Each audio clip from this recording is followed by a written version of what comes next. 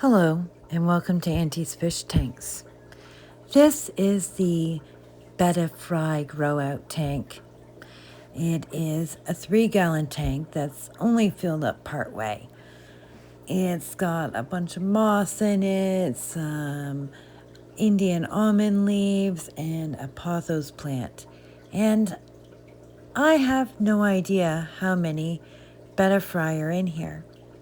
With the macro lens downloaded on my iPhone, for the most part, it looks like I'm looking at an empty tank, and I just feed it faithfully every day. Oh, my snail. I put a little snail in there. He's going to grow fast because it's a warm tank for the Betta Fry. And I can zoom in on things, and I'm like, why can't I see these Betta Fry swimming around like I can see on all the other videos? And so this is the truth about fry for the most part. The Betta Fry, my Cory fry even.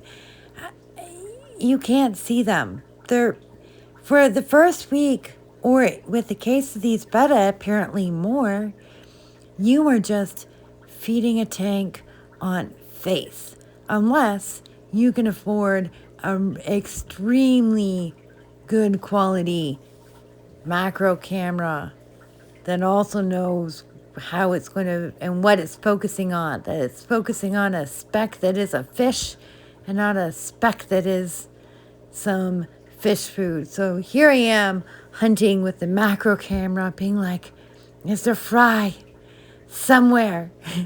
Anywhere. There's times I think that perhaps there is, like here, but I can't actually focus this camera in even enough to show you, or me, clearly. And I remain uncertain and decide to go about a water change, which I do with a turkey baster and mesh over the turkey baster, hoping to not suck up any Betta Fry through the mesh. But just in case, I get out that macro camera again and my glasses, and I'm zooming in on the specks in the water I have taken out with a turkey baster through some mesh. And I end up finally being able to focus sufficiently enough on fry for me and for you, dear viewer, to see these tiny fry. Well, sure enough, there was fry in the water that I scooped through a mesh and a turkey baster. There it is. It is so tiny. This is on the macro lens, and then I've zoomed in for you. Oh, I'm trying to show again. Oh, I think I'm going to try and scoop it up with a turkey baster again, and that was unsuccessful. So I put said dirty water back in the tank. I didn't know what else to do. So in this tank, it is fry. I just have absolutely no idea how many there are. And unless you can afford fantastic camera equipment, don't expect to know how many fry you really have until they're big enough to see, clearly, and not just by accident. That's what it's actually like to be raising fry. You don't get these cool moments on your phone like you're seeing on all the YouTube videos. They have some camera equipment I just don't have, And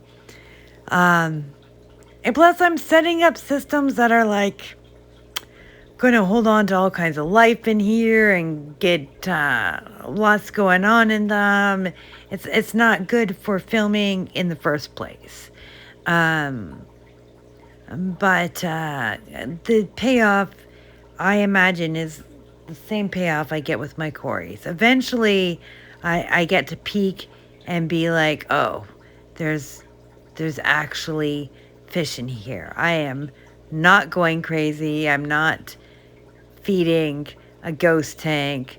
There's actually fish in here. I just haven't had the pleasure of seeing them for the most part, except for when I almost kill them trying to do a water change. So I think I'm going to get some fabric, because I sew and have plenty of fabric, and suck up water through a fabric and a turkey baster. And hopefully that prevents any fry from getting sucked up into it. Hopefully they're too big for that, but I will double check and we will see.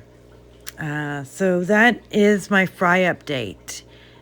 Trust me, there's fish in here.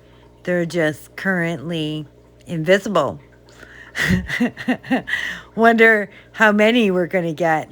Hopefully lots. I'm definitely hoping that there's lots, and I just don't know it yet. So hope along with me, folks.